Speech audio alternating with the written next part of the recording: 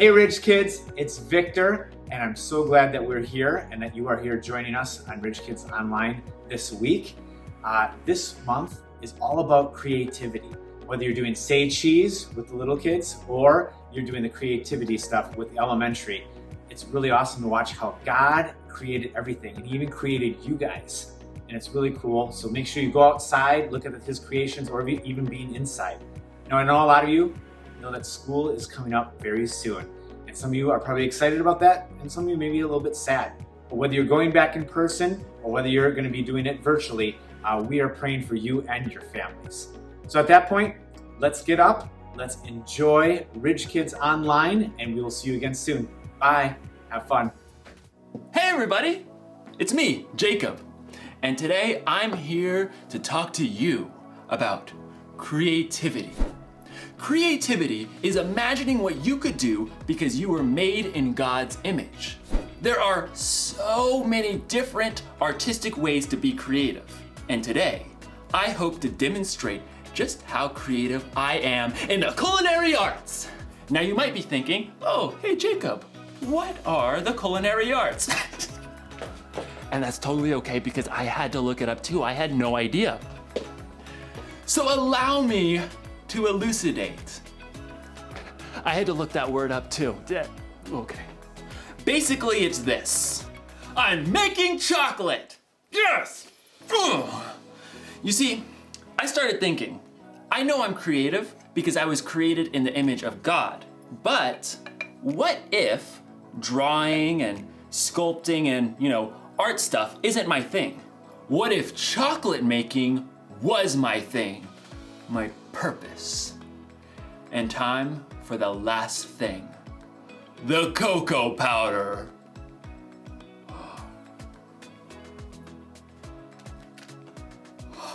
In my research, I learned that chocolate comes from a bean that grows from the cacao tree, which technically means that chocolate's a vegetable.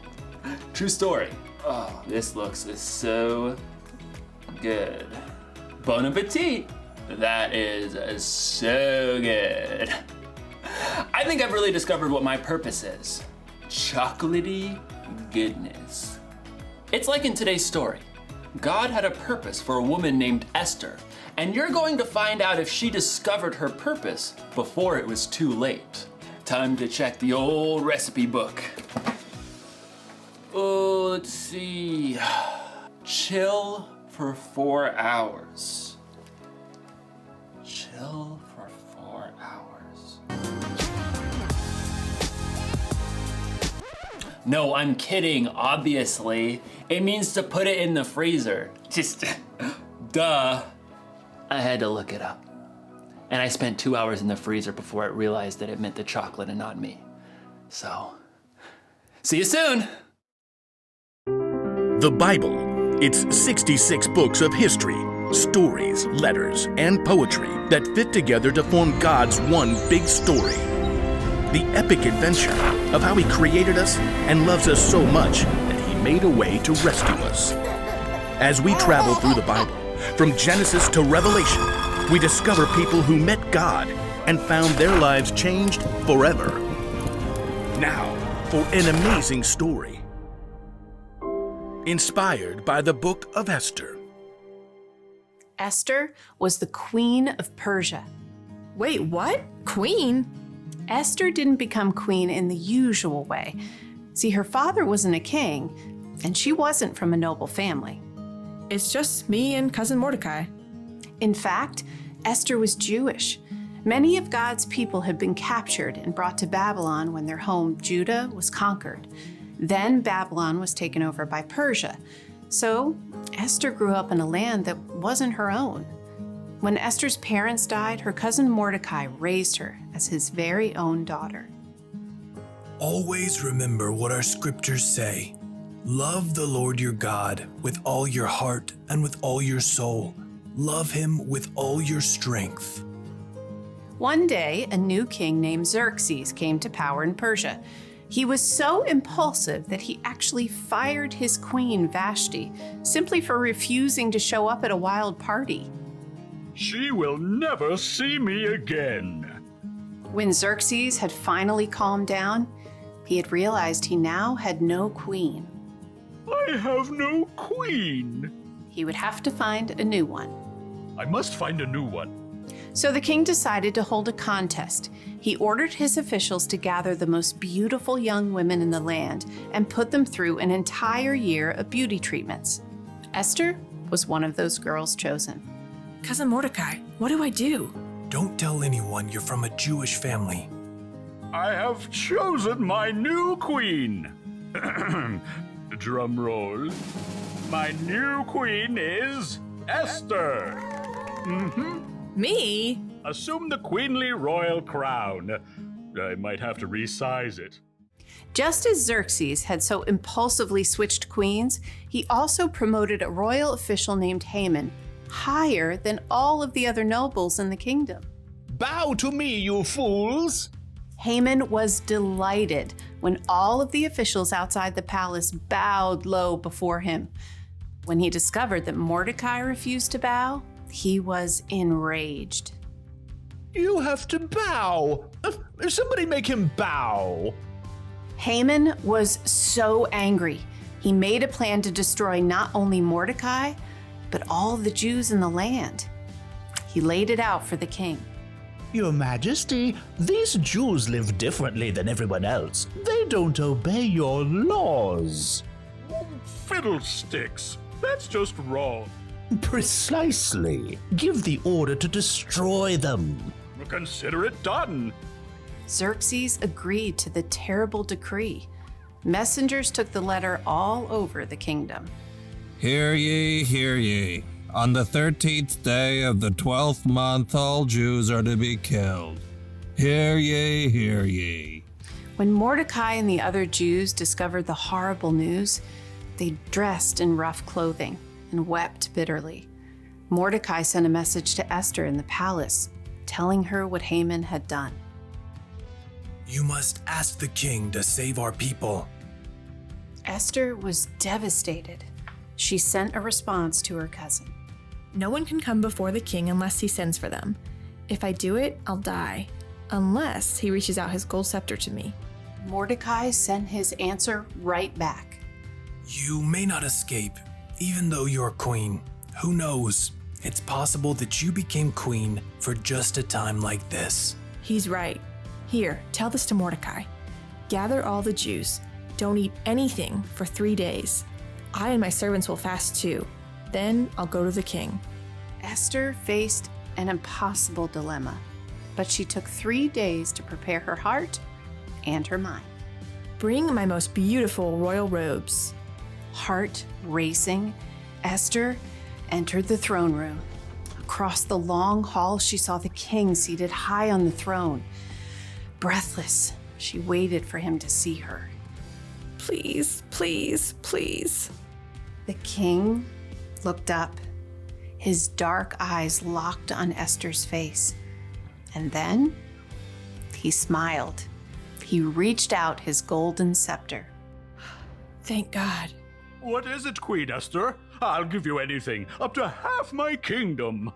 Esther could have made her request right away, but she knew she would have a better chance if she made the king curious. King Xerxes, if it pleases you, come to a feast I prepared today. Oh, and bring Haman. Consider it done.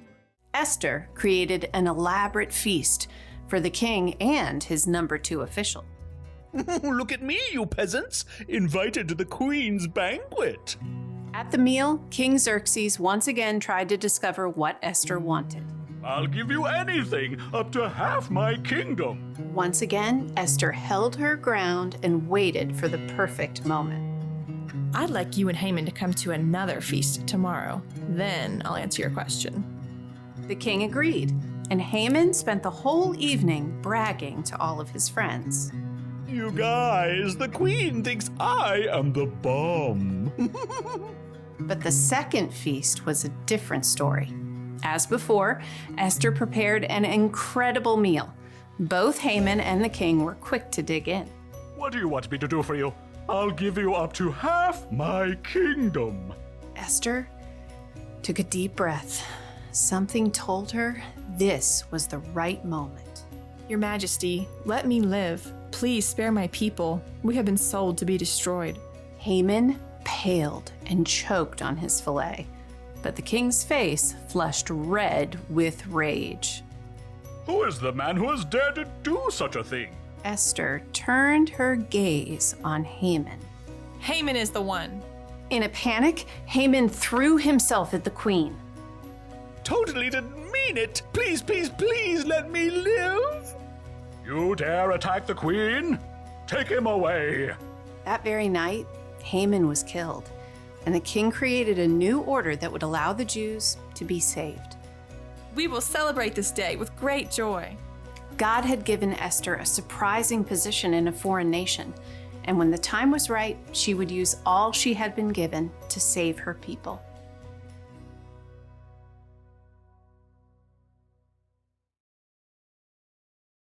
God always has a purpose. He had a purpose for Queen Esther when he put her in the right place at the right time to save her people. He had a purpose when he sent Jesus to pay for the sins of the world. And here's something you may not know. God made you for a purpose. It's true. Now, you may not have to save a bunch of people from total destruction. I don't know, or maybe you will. Who knows what God has planned for you? But I do know God has a plan and a purpose for your life, whether it be big or small. So think about it. What's your purpose? Is there something you like to do more than anything else? Like baking, or organizing, or juggling. Maybe what you like to do has something to do with your purpose. Or what about this? Is there something that you care about more than anything else? Like animals, or taking care of people, or keeping the planet clean? Maybe those things have something to do with your purpose. Whatever it is, here's the one thing to remember. God created you for a purpose. Actually, I think it would be safe to say purposes. Maybe it's something giant, like Esther, or maybe something simple, like chocolates. Didn't get it. So close, gonna keep trying. Yes! Purpose!